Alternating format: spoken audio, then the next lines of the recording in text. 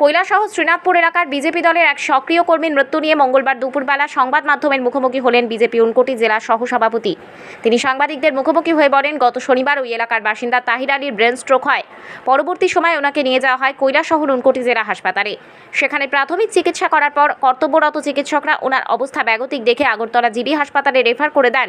কিন্তু ওনাদের আর্থিক অবস্থা দুর্বল থাকার কারণে এতদূর নিয়ে যাওয়া তাহির আলীর পরিবারের লোকেদের সম্ভব ছিল না। ওনারা আয়ুষ্মান কার্ডের উপর নির্ভর করে নিয়ে যাওয়ার পরিকল্পনা করেন, কিন্তু দেখা যায় ওনার আয়ুষ্মান কার্ডটি আপডেট করা নেই। এরপর জেলা বিজেপির সহসভাপতি ডক্টর অমৃত ভট্টাচার্য উক্ত ঘটনাটি জানার পর জেলা হাসপাতালের এমএস ও আয়ুষ্মান চেম্বারে থাকা এক জনৈক কর্মীকে তিনি অনুরোধ করেন সেটা আপডেট করার জন্য, কিন্তু আপডেট করে দেওয়া হয়নি। এরপর জেলা বিজেপির সহসভাপতি ডক্টর অমৃত ভট্টাচার্য উক্ত ঘটনাটি জানার পর কর্মীকে অনুরোধ করেন। মৃত্যুর কোলে ঢলে পড়েন। মৃত্যু বিষয় নিয়ে তাহির আলীর স্ত্রী একটি লিখিত অভিযোগ রাজ্যের মাননীয় মুখ্যমন্ত্রী, জেলা মুখ্য স্বাস্থ্য আধিকারিক, জেলা হাসপাতালের এমএস ও বিজেপি ঊনকোটি জেলা সহসভাপতি ডক্টর অমৃত ভট্টাচার্যের কাছে একটি লিখিত অভিযোগ দেবেন বলে জেলা বিজেপির সহসভাপতি ডক্টর অমৃত ভট্টাচার্য সংবাদ মাধ্যমকে জানান। পাশাপাশি আয়ুষ্মান পরিষেবা নিয়েও তিনি এক রাশ ক্ষোভ উগরে দেন। যুবকদের প্রতি, সমস্ত ছাত্র সমাজের প্রতি আমার বক্তব্য, আমি কালকে একটা পোস্ট দিয়েছি, সেখানে বলছি, হ্যাঁ যৌবন ঠিক তোমাদের প্রতি, এই যে যৌবন না আজকে এই বয়সে 70 ক্রস করছি আমি, আজকেও আমরা প্রতিবাদ করতে ভয় পাই না। কিন্তু যুবকরা কোন? যৌবন কি করে? যৌবন অন্ধভাবে টাকার পেছনে ছুটতেছে, খালি কেমনি 2 নম্বরই টাকা ইনকাম। খুব কৃতজ্ঞ আমরা ন্যাশনাল অ্যাম্বুলেন্স মিশন যেটা আছে তাদের সঙ্গে আমরা যোগাযোগ করছি এবং তারা আমার সঙ্গে কথা বলছে। আমার এক ছাত্রের সঙ্গে কথা হচ্ছে সৌব্রতশীল, এবং তারা 112 নাম্বার কইছে, যেখান থেকে তারা একটা অ্যাম্বুলেন্স ব্যবস্থা করে দিচ্ছে এবং তাই আগরতলা করছে। কিন্তু দুর্ভাগ্যজনক এত দেরি হয়ে যাওয়ার পরে আমি দেখছি স্ক্যান রিপোর্টটা ব্লাড ক্লোটিং হয়ে গেছিল ব্রেনের মধ্যে। কিন্তু যদি পরশুদিন যাওয়া হইতো, হয়তো জিবি হসপিটাল যদি মেডিসিন স্টার্ট করতো, নিউরো মেডিসিন যদি অ্যাপ্লাই করতো, তাহলে হয়তো এত অল্প সময়ের মধ্যে এরকম দুঃখজনক পরিণতি ঘটতো না। আমি প্রচণ্ড ক্ষোভ ব্যক্ত করতেছি এবং পুলিশ লাইন যারা 112 নাম্বার থেকে গাড়িটা প্রোভাইড করতেছিল, আমরা এই অঞ্চলে মানুষের পক্ষ থেকে তারা অভিযোগ জানাই। পরবর্তী সময় রাত্রে যখন খবর পাইছি তাই মারা গেছে, এখন বডিটা আনার জন্য আরো 7,000 টাকা লাগে।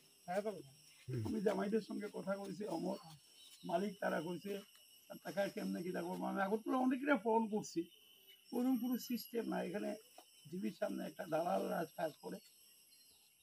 আমি শেষ পর্যন্ত আমাদের মাননীয় ভগবান দাসকে, উনি আমি জানি উনি স্টেশনে নাই, এরপরেও না থাকার সত্ত্বেও আমার স্যারের ফোনে যে সাড়া দিয়েছেন, ওই ভদ্রলোকরা কৈলাসহরতে একদম ডেড মারা গেছে। একটু আর্থিক দিক দিয়েও দুর্বলতা, গাড়ির জন্য লোকটাকে বাড়িতে নিয়ে আসতে পারছে না, কারোর সাথে যোগাযোগ করতে পারছে না, তো ব্রেনে কাজ করছে না। কিন্তু স্যারের সারাতে যে ভগবান দাস এত দূর থেকে, উনি স্টেশনে নাই আমি জানা মতো, এতটুকু সাহায্য করছেন। প্রথমে আমাদের এলাকাবাসীর পক্ষ থেকে ভগবান দাসকে শ্রদ্ধা জানাই।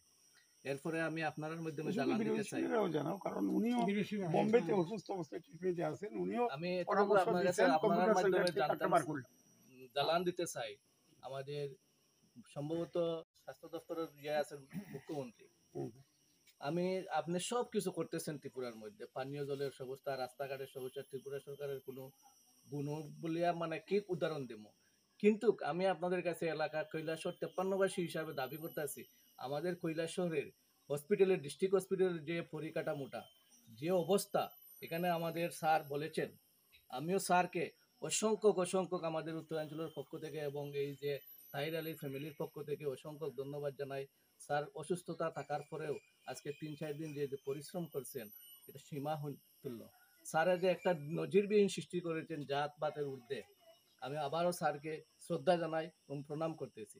তারই সাথে আপনার মাধ্যমে জানান দিতে চাই, আর আমরা আগামী হয়তো আজকে স্যারের মাধ্যমে সিএমওর কাছে ডেট লইব, কোন দিন আমাদেরকে ডেট দিবেন, এই ডেট মোতাবেক আমরা উত্তরাঞ্চল থেকে একটা ডেপুটেশন আংশিকভাবে আমরা প্রদান করবো হসপিটালের পরিকাঠামো নিয়ে।